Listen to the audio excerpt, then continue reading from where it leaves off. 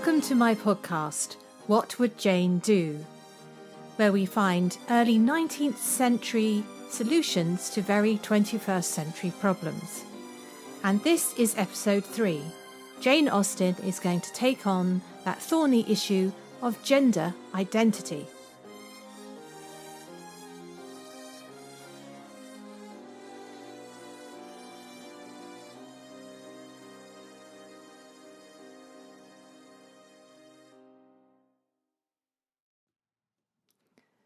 This subject is going to take us on a whirlwind tour of the different gender identities available in the Jane Austen era, from Harriet Freke to the Chevalier d'Eon, with a little drop-in on Shakespeare. Then we're going to look at Jane Austen's own questioning of gender, going from Lady Susan at the beginning of her writing career to Persuasion right at the very end. And finally, we're going to try and weigh up where Jane Austen would have come down on the whole question of how we fit into our various gender identities. But now, let's have a look at what was available in her time.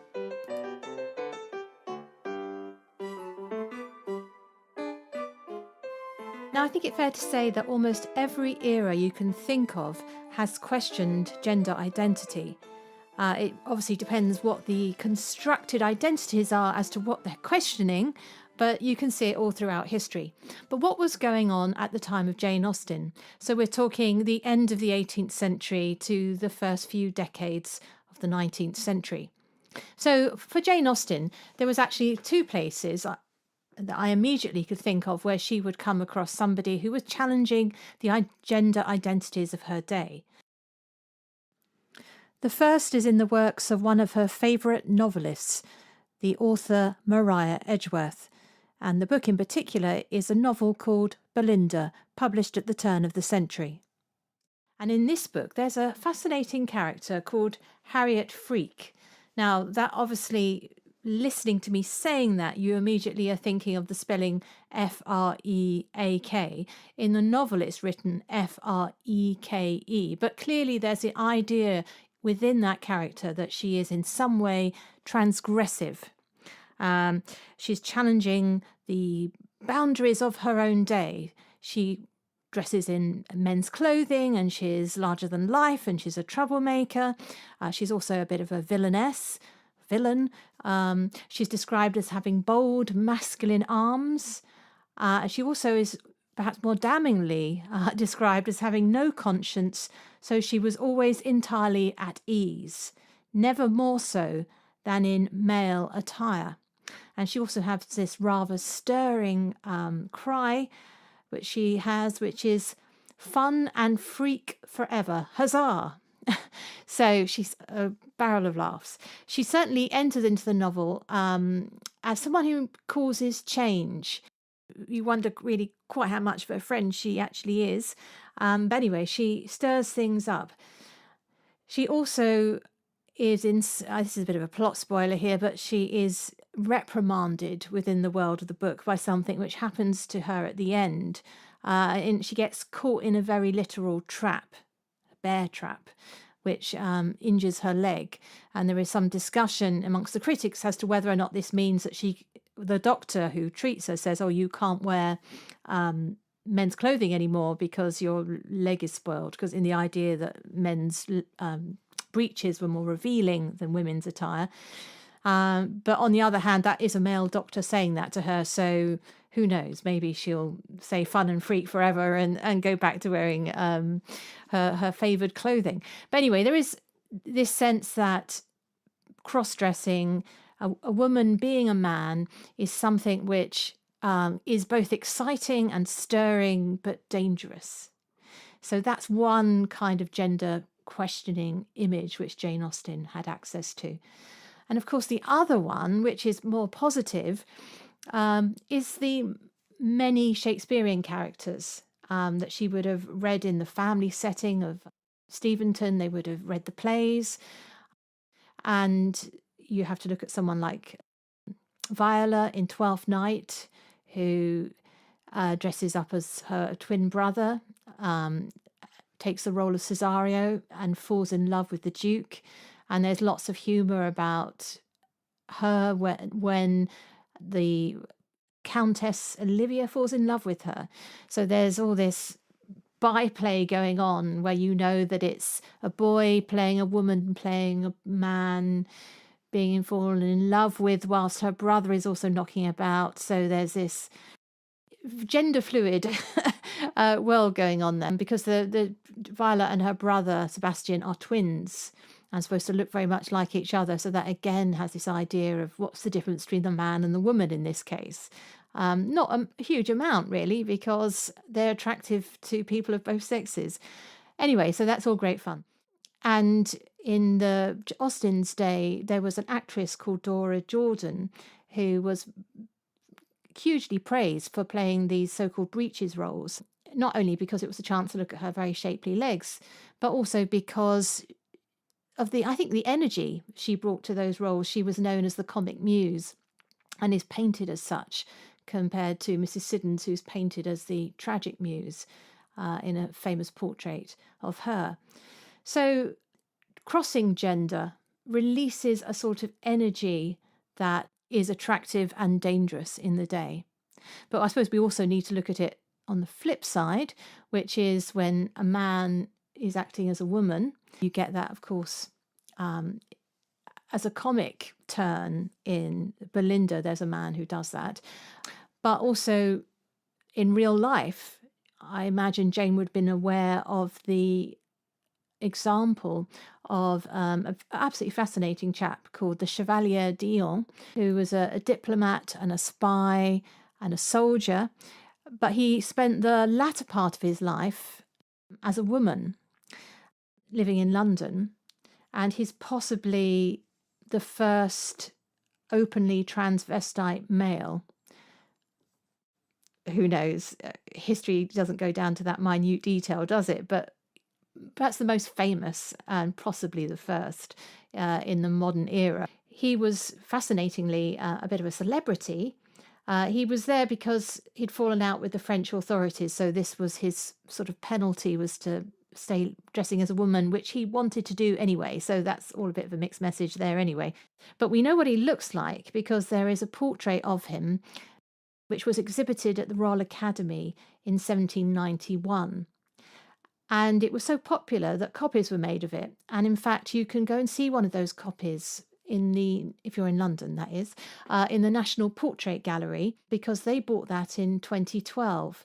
This is a copy of the original portrait, and this copy was done by a theatrical painter called Thomas Stewart. So you can see there's still a link here between gender crossing and the theatre, but here's somebody doing it in real life.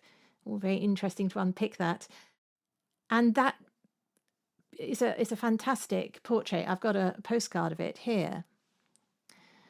Interestingly, this was found by a London dealer. It had been mislabeled as a portrait of a woman. Now, if you look very carefully, you can see he definitely has a 5 o'clock shadow. It's a man in a wig, isn't it? But because he was wearing women's clothing, it was assumed it had to be a woman. But no, this is the Chevalier d'Eon, a larger-than-life character who could both wield a sword and twitch his petticoats. So he's a great fun character.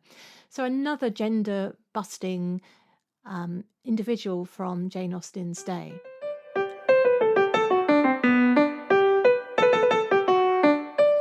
So that would lead us on to the question about what does Jane Austen herself think of all of this? I can't, correct me if I'm wrong, I can't think of an incident where somebody does cross-dress in that way, but there is certainly a questioning of, cross-dressing is the absolute most obvious way of challenging gender, isn't it? But with Jane Austen, I think there's something more subtle going on. She is questioning the roles that women and men play in society, and that is a major theme in her works. There's almost too much to unpack here, but let's start with something from the beginning of her writing career, and then let's look at something at the end, understanding there's much more to say about the things going across that particular divide. So starting with Lady Susan, which you may not a read. It's here we have Lady Susan. It's one of her early works, and it's an epistolary novel. There is a film of this, if you'd like to have a look at what filmmakers have recently made of this material. But Lady Susan is unusual in that she is this radical woman, troublemaker, a 35-year-old widow with a daughter. And what she is doing is that she is playing the role of woman absolutely to the hilt. She's kind of distorting it, because really there's a question here if the energy she brings to it breaks those roles. And she's, in the early letters, she's described as the most accomplished coquette in England. She's playing this game of flirting with people, spoiling people's love affairs, pushing her daughter towards, certain suitors. And that sort of highly manipulative woman ends up feeling like a Machiavellian man. It's an odd experience to read it. It's only short, so do read it and see what you think. And it's a character that you don't really find at the front of a Jane Austen novel afterwards. You might see these kind of energetic women who break the gender roles by being, sort of almost too much. Mary Crawford is that kind of person in Mansfield Park, who has that manipulative side to how she plays on her gender. So I think Jane Austen is aware of the dark side to femininity, what it can hide.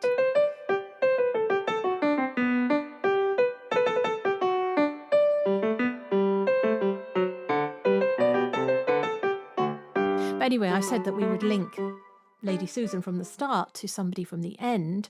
And where I'm going now is I'm going to Persuasion, because Anne Elliot in Persuasion, before the novel starts, she took the advice of an older woman not to accept the proposal in marriage of the young Captain Wentworth before he was a captain. And this turns out to be her sorrow and her missed opportunity. But she was obeying the things that women were supposed to do, which was not take undue risks, to listen to the advice and obey the authority figures in their life. Lady Russell is a sort of replacement for her mother, and her father, her father isn't that interested in being the father. So it was Lady Russell stepped into that breach. But it's quite interesting how the balance is reached at the end. So Anne Elliot gets her second chance at love. Hooray. And in the sort of settling of the scores at the end of Persuasion, there's an interesting exchange with Captain Wentworth about what happened when he first proposed to her, and whether or not she was wrong to have listened to somebody else when she was just a youngster. And Anne says, if I was wrong in yielding to persuasion once, remember it was to persuasion exerted on the side of safety, not of risk. When I yielded, I thought it was to duty. But no duty could be called in aid here. In marrying a man indifferent to me, all risk would have been incurred and all duty violated. So she's saying that she refused Captain Wentworth when he was young because it seemed the safe thing to do. She's not interested in marrying her cousin, Mr. Elliot, because he doesn't care for her. So that actually is truly the risky behaviour, is to go with somebody who doesn't love you. That's interesting, isn't it? That sort of undercuts that whole forced marriage thing. And she's allowed now, there is no duty violated, to follow her heart. And Captain Wentworth actually says, perhaps I should have reasoned thus, but I could not. So his anger at being rejected early on meant that he stormed off and didn't come back. So there is an image of what could have happened if he had just asked her a year or two later and not let it fester. So Anne is sort of saying, well, how can I live as a woman. Was it wrong to listen? I was told I was to listen. Maybe there are arguments for that. So it's a negotiation of her gender role, not an outright rejection. And I think that's why, Jane Austen is very subtle. She's looking at the roles that women are given in society and then asks how can they play them so that it's actually the best for them as a human. You can see this again with, of course, the discussions of class that go on in Pride and Prejudice, and discussions of privilege in the case of Emma in, the novel Emma. So she's looking at these things which seem to be like set terms, unpacking them, examining them, and asking how does it benefit that individual. And I think maybe this is where we come round to seeing what would Jane do about gender identity today.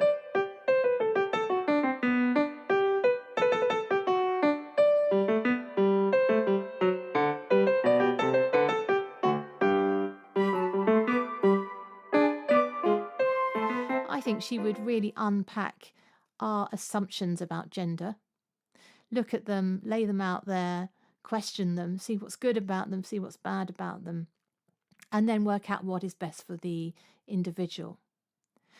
I think perhaps, to be frank, if we take Jane Austen from back in the day, lift her out and put her alive this moment now, she would be amazed, shocked at the changes in society. So that's really not a fair test, is it?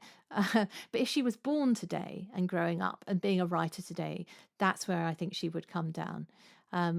Society has moved so quickly that it would be hard to expect somebody born in the 18th century to understand the possibilities of the role models of the 21st century. I think, in fact, she would relish the opportunity to investigate it and find it really exciting that we are looking right down at the fundamentals and questioning what it means.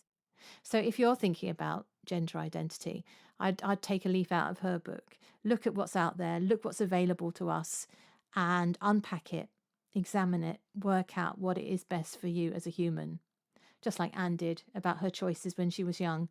And remember, there's always a do-over. You're not stuck in the past. That is ultimately the lesson of Persuasion, isn't it? Which happens to be, I think, my favourite Jane Austen. It's certainly up there with Pride and Prejudice.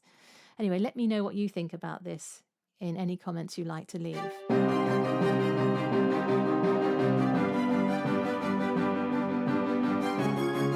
And don't forget, until next time, when in doubt, it's always wise to ask, what would Jane do?